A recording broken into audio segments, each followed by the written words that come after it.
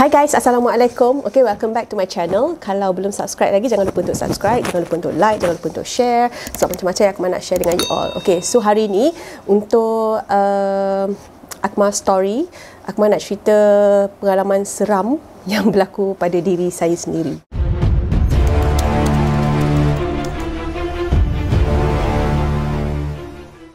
Okay.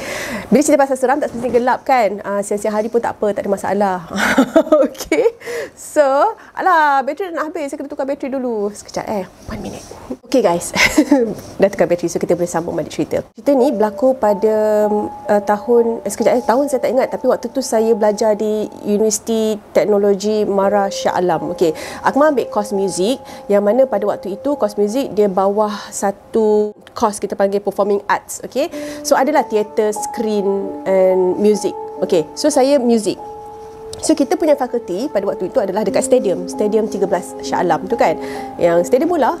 Stadium bola tu. Okay, so dekat situlah kita punya fakulti.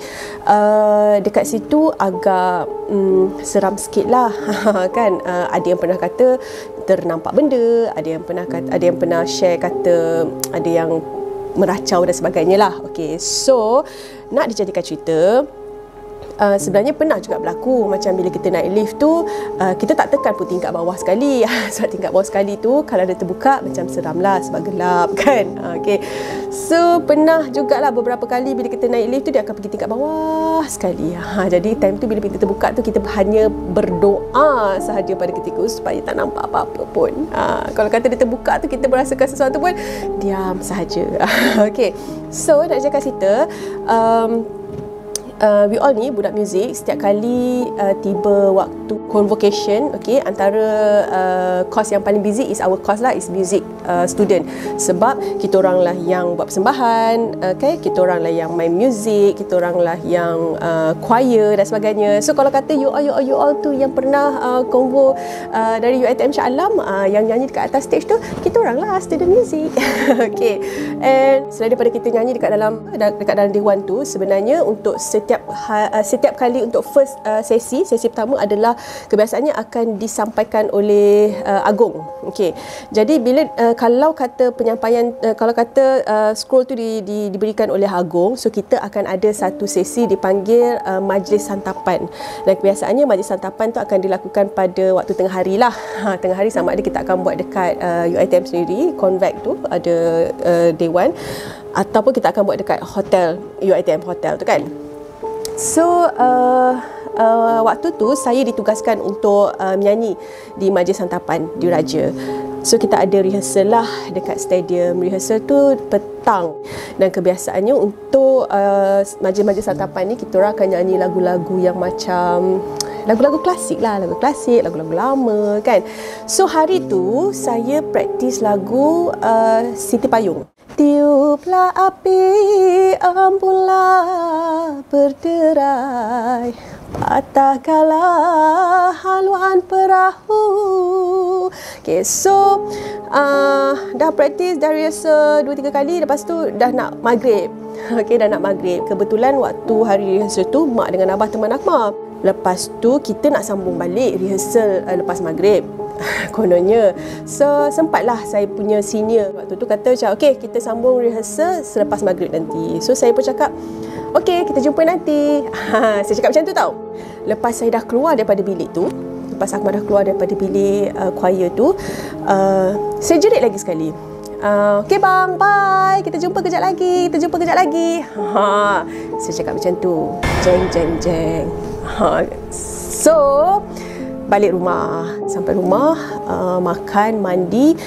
Dan saya ingat lagi, saya mandi dan saya sempat sebab rumah saya rumah flat tau, rumah flat saya duduk atas sekali tingkat 5. So saya ingat lagi dulu kedudukan tu dekat tingkap utama tu ada 2 kerusi rotan, kerusi jati. So saya ingat lagi saya duduk dekat salah satu kerusi jati tu.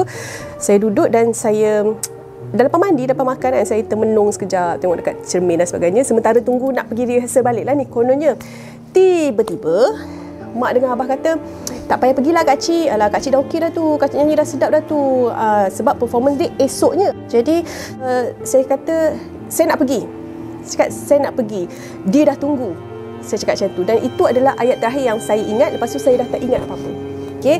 Dan menurut kata family saya, okay, waktu tu saya meracau dan saya sangat marah sebab dorang ni tak bagi saya pergi balik.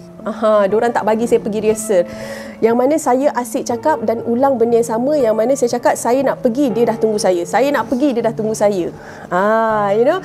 So, mak dengan abah dah rasa macam, oh ada yang tak kena ni. Katanya. Tiba-tiba dia teringat pada waktu tu nak maghrib sangat dah dekat stadium tu, saya berjanji. Seolah-olah macam kita berjanji lah. Macam saya berjanji macam, okey kita jumpa kejap lagi. Mungkin benda tu terdengar dan dia merasakan saya berjanji pada dia.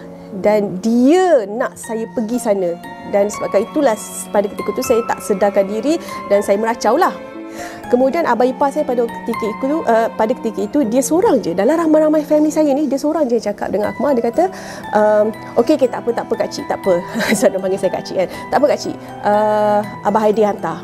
Dia kata Abah Haidi hantar. And then suddenly tiba-tiba saya keluar perkataan ni yang apa mak saya cerita ni, diorang cerita pada saya selepas kejadian tu. Dia kata tiba-tiba saya bertukar jadi baik. Saya cakap dia suka Abah Haidi sebab Abah Haidi baik.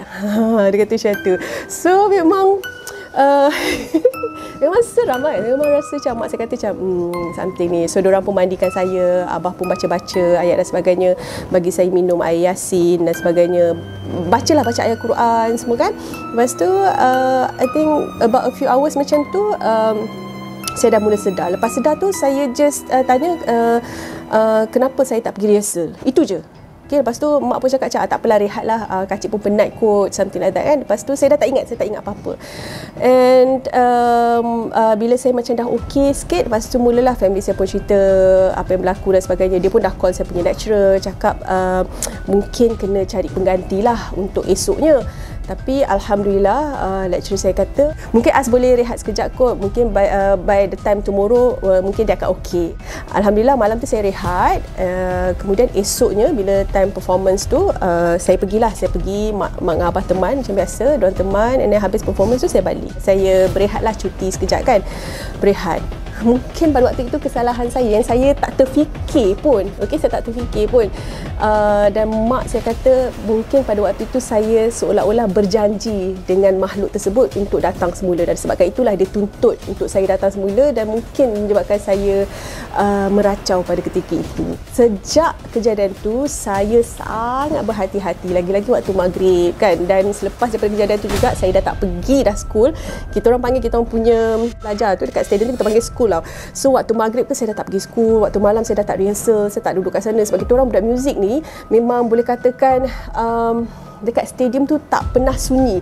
Memang akan ada orang rehearsal, orang praktis dan sebagainya sebab kita orang kena banyak praktis. Okay, so lepas kejadian tu memang Akmal dah tak pergi langsung school pada waktu malam, tak duduk buat kerja waktu malam. Okay, by the time petang tu saya akan make sure maghrib saya tak duduk kat situ. And efek dia, kesan dia selepas kejadian tu pada Akmal, Akmal jadi saya jadi lemah semangat. Saya lemah semangat sehingga sekarang ni, sampai sekarang ni. Kalau ikutkan, boleh tanya mak dengan family saya sangat-sangat suka tengok cerita hantu. Sangat. Setiap kali dulu sebelum kahwin pun, setiap kali saya keluar, setiap kali kalau kata cerita hantu baru keluar, tak kisahlah cerita Melayu ke, cerita Thailand ke, cerita apa ke, saya adalah antara orang pertama yang saya akan ajak, mak jom kita tengok cerita hantu, jom kita tengok cerita hantu dulu. Tapi sekarang saya dah kurang. Saya memang tak boleh. Tak boleh sangat-sangat.